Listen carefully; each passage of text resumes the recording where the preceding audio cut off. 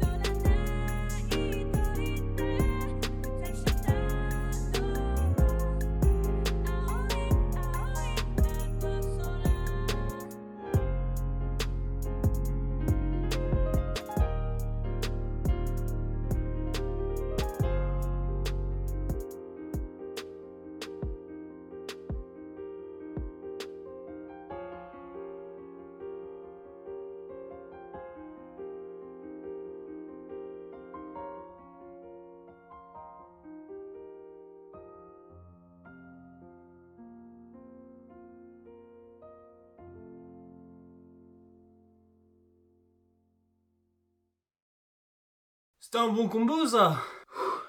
Ça faisait un bail que j'avais pas enregistré d'épisode, mais je me suis dit, je sais que tu kiffes cette série, donc je vais t'en refaire un. Première chose à faire, like, partage la vidéo, et surtout tu écris dans les commentaires, je veux un épisode 47. Non parce que là, l'épisode 46 s'est tellement fait attendre que ça ressemblait limite à l'épisode 38 de la série What the Cut. Bon, trêve de bavardage inutile.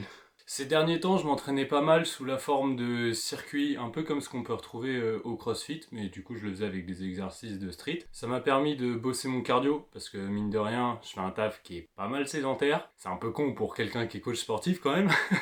Mais toujours est-il que pour enregistrer des vidéos, passer des réunions, etc., la plupart du temps, t'es assis sur une chaise. Donc tu perds vite en cardio, tu perds vite en mobilité aussi. C'est sur ces deux points que j'ai pas mal bossé ces derniers temps. Franchement, je sens beaucoup de bienfaits à fonctionner en circuit comme ça. Parce que du coup, pour te donner un exemple type, une séance durait 20-25 minutes. Mais dans ces 20-25 minutes, en fait, je prenais jamais de temps de repos. J'enchaînais toujours des exercices les uns après les autres, mais des exercices qui ciblent des zones différentes du corps humain. Par exemple, un exercice de poussée, un exercice de tirage et un exercice pour les jambes ou un exercice pour les abdos. Il y a plein de possibilités différentes. Comme tu travailles en continu, ça développe beaucoup le cardio et ça le développe encore plus lorsque tu changes d'une zone du corps à l'autre parce que en gros, ton corps il est bien fait, il dilate les vaisseaux sanguins ou il les contracte pour que l'afflux sanguin aille aux endroits où il y a besoin du plus de sang, du plus d'énergie. Donc si toi tu alternes un exercice de poussée qui développe vachement les muscles de l'avant du corps, un exercice de tirage qui développe vachement les muscles de l'arrière et un exercice dédié aux jambes, en gros, tes vaisseaux sanguins, ils font « Oh,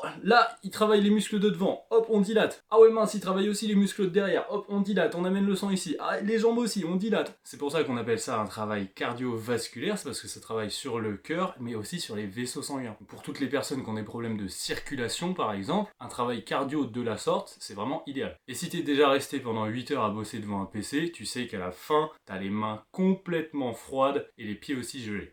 Enfin bref, ça c'était pour la petite explication de pourquoi j'ai voulu travailler comme ça ces derniers temps. Au-delà de ça, je voulais te parler du cardio aujourd'hui, parce que pour moi en street c'est complètement sous-coté, alors que meilleur est ton cardio, plus dense et volumineuses sont les séances que tu peux tolérer, et aussi meilleures sont tes capacités de récupération. Avoir un bon cardio, ça veut dire quoi? C'est avoir un cœur musclé en fait. Plus ton cœur il est musclé et volumineux, plus en un seul battement, il peut éjecter de sang dans tout ton corps. Donc il a besoin de battre moins vite. Au final, quelqu'un qui a un gros cœur, qui a un bon cardio, au repos, son cœur a besoin de battre moins souvent que quelqu'un qui aurait un petit cœur. Mais tout ça pour le même volume de sang en circulation. Et un rythme cardiaque très bas est synonyme d'un corps peu stressé. Parce que plus t'es stressé, qu'est-ce qui se passe quand t'as un stress, quand t'as peur, quand t'as tout ce que tu veux? Les battements cardiaques augmentent, la respiration augmente. En fait, tout ton corps se met à fonctionner en accéléré. Donc si toi t'arrives à passer en mode ultra ralenti, bah c'est ce qui te permet de récupérer le mieux. Bon allez, fin des explications, faut que je retourne faire une autre série.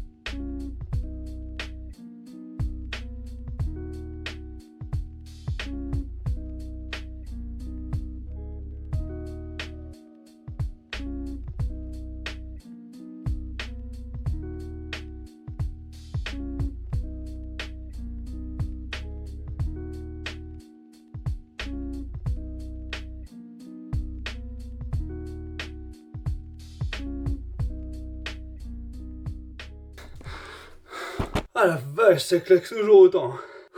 Bon, je suis content en tout cas des performances. Pour continuer sur le cardio, t'as vu que je faisais des pistol squats, t'es en mode « What? Pourquoi est-ce qu'il travaille les jambes alors qu'il fait du street ?» C'est justement pour cet aspect cardio. T'as vu la taille des cuisses et des fessiers comparé aux autres muscles du corps? Comme ils sont beaucoup plus gros, tu peux cramer beaucoup plus d'énergie en vachement moins de temps. Fais une combinaison où tu fais juste des mouvements de street et fais une combinaison où tu rajoutes des jambes en plus. Mon gars, l'aspect cardio a rien à voir. Bon, encore une fois, je suis pas en train de dire à tout le monde de faire absolument des circuits, de mettre absolument des jambes, tout ça.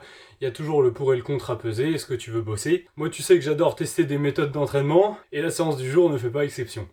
D'ailleurs, je te parle de la séance du jour, mais si on parle un petit peu de mes objectifs, ça fait quelques semaines, même quelques mois, que je bosse pas mal les handstand push-up, et un peu toutes les variantes, parce que l'idée, ce serait de réussir à faire une pompe à l'équilibre sur un bras. Donc aujourd'hui, je travaille les 90 push-up au sol et en straddle, donc avec les jambes écartées, mais ça, c'est récent, on va dire. Les semaines passées, j'étais plutôt sur les handstand push-up en archer, donc avec un bras tendu et un bras plié. Donc on va dire que le pattern, la coordination reste plus ou moins similaire d'un mouvement à l'autre. Et ce que j'aime beaucoup avec les 90 degrés push-up, push-up, ce que j'ai fait aujourd'hui, c'est qu'on doit vraiment plonger vers l'avant si on veut pouvoir remonter de manière explosive et tirer parti de notre protraction, du fait de pousser les épaules en avant. Ce qu'il faut garder en tête, c'est que ça reste des mouvements de poussée et que si tu veux transmettre de la force, il faut avoir l'épaule abaissée dans son socle. Essaye de faire du shadowboxing ou de taper comme ça, t'as pas l'air à l'aise et tu mets pas de force non plus. Dès que t'as l'épaule abaissée, l'épaule elle est vachement plus stable, donc là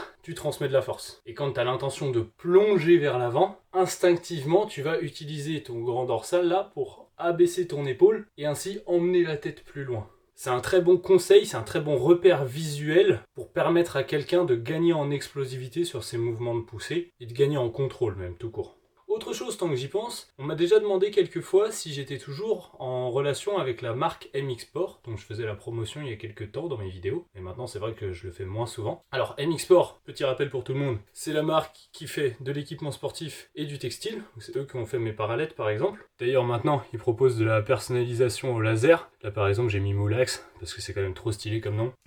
Donc la réponse est oui, je suis toujours en relation avec eux, et même mieux que ça, maintenant je suis co-gérant de la marque. Donc mon code de réduction Moulax, qui t'offre 10% sur toute la boutique, est toujours valable. Avec MX, on a lancé 2 nouvelles collections, qui sont la collection Pastel, qui comprend des sweats, des joggings, et aussi des leggings. Et pour tous les amateurs de cette NREP, début 2025, on a aussi sorti une collection qui s'appelle Back to Basic, qui comprend des t-shirts avec des motifs tels que les tractions, les dips et les squats. Donc on va checker ça sur la boutique. Si tu suis le compte MX Sport d'ailleurs, t'as peut-être vu que j'ai fait un vlog récemment, un mini vlog, un truc de 2 minutes, pour montrer un petit peu l'envers du décor, ce qui se passe dans l'équipe MX Sport lorsqu'on va sur des événements, qu'on prépare des t-shirts. Va le voir et va me donner ton avis, ce serait super sympa, parce que je compte faire ça pour les autres événements auxquels on participera, et on a beaucoup d'événements de prévus cette année. Et si toi qui regardes cette vidéo, tu es organisateur d'événements, t'as besoin de textiles ou d'équipements, peut-être même d'une structure pour mener à bien ton événement, n'hésite pas à faire appel à MX Sport, donc tu peux me contacter directement ou contacter le compte sur Instagram.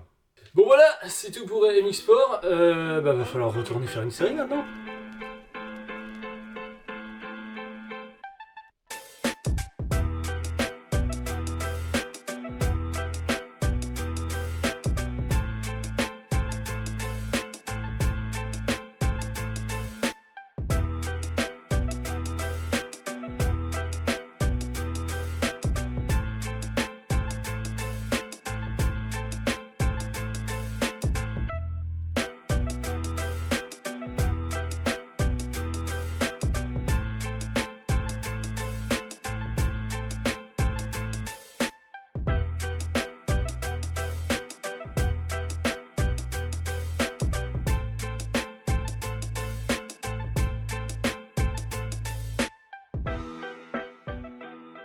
Wouhou! C'est pas mal non plus de faire le vlog comme ça.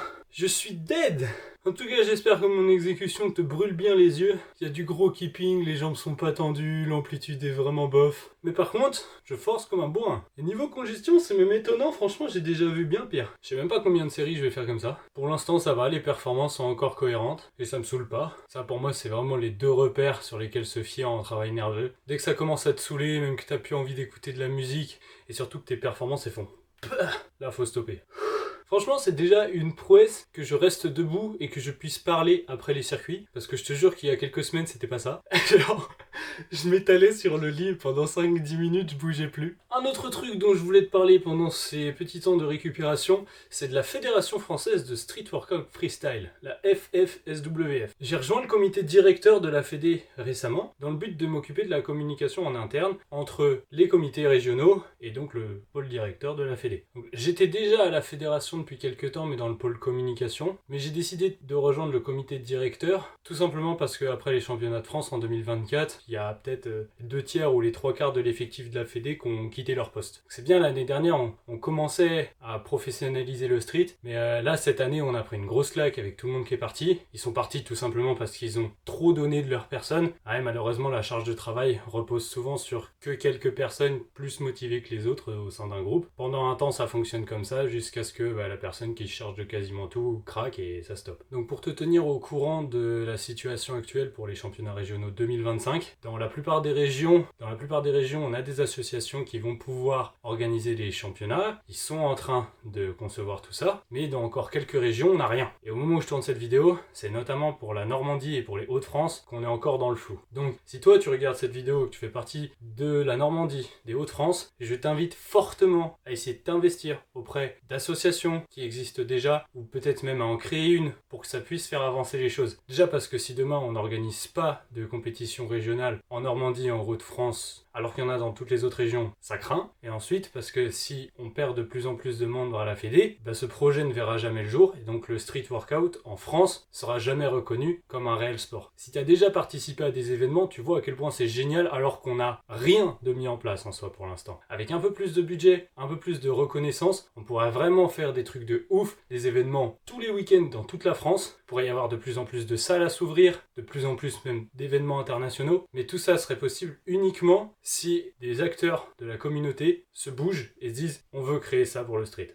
Je suis convaincu que chacun à son échelle peut donner, que ce soit juste en rejoignant une association et, je sais pas, en aidant à la buvette le jour des championnats régionaux. C'est rien, tu vois, tu donnes 1 heure de ton temps. Il y en a qui se sentiront plus à l'aise à créer des publications sur Instagram pour favoriser la communication autour de l'événement. Pareil, c'est pas quelque chose qui est conséquent en termes de volume horaire. Et il y a tellement de taf qu'on trouvera forcément quelque chose qui te plaît à toi. Mais si t'aimes vraiment le street et que tu veux t'investir dans cette discipline pour qu'elle grandisse, je t'invite à te rapprocher des associations de ta région. Tu peux aussi demander sur mon serveur Discord ou sur le Discord de la Fédé à qui s'adresser pour rejoindre des associations. C'est un message. Mais si après cette vidéo que j'enregistre aujourd'hui, il y a 100 personnes qui envoient un message, et même si sur ces 100 personnes qui ont envoyé un message, on récupère 10 bénévoles ou 10 personnes qui donnent 1 heure de leur temps pour aider une quelconque association, ça fait déjà vraiment avancer les choses. Donc j'espère que mon message passera et merci à toutes les personnes qui s'investiront. Fin de l'instant émotion, on retourne à l'entraînement.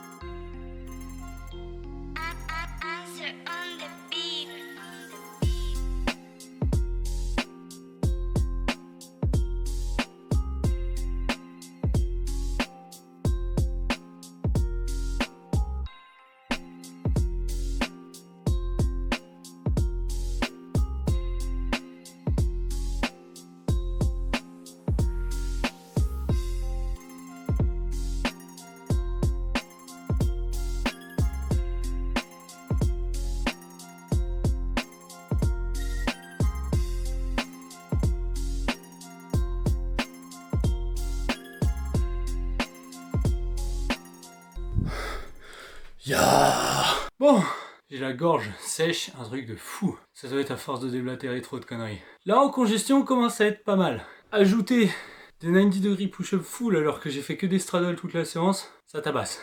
Bon, le grip pour faire mes tractions là-haut, il est vraiment affreux. Ça glisse énormément, ça arrache la peau aussi. Par contre, je prends mon pied à faire les 90 push-up au sol. Je kiffe tellement les mouvements au sol. Et mine de rien, ça doit se voir, hein, mais comment je me bats pour lâcher un one-arm handstand après 2 minutes de combo. Reprendre de la hauteur, repousser l'épaule, c'est affreux. Même là, le faire à vide, juste avec le poids de mon bras, c'est trop dur.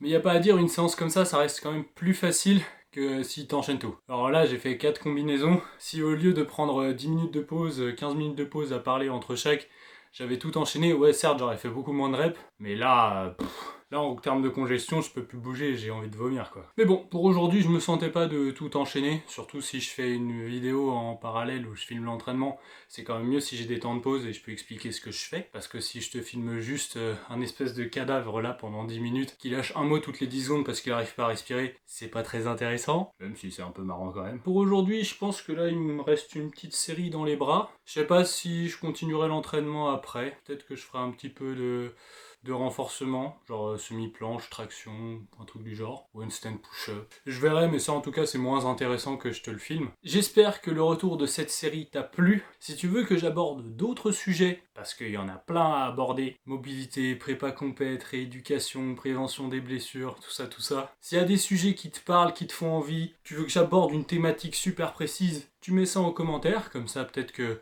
j'en parlerai lors de mon prochain entraînement, qui je l'espère n'aura pas lieu dans 3 mois. Entraîne-toi bien, récupère bien, c'est important. N'hésite pas à travailler le cardio aussi, c'est bon pour la récupération. Et moi je te dis à la prochaine, c'était Moulax.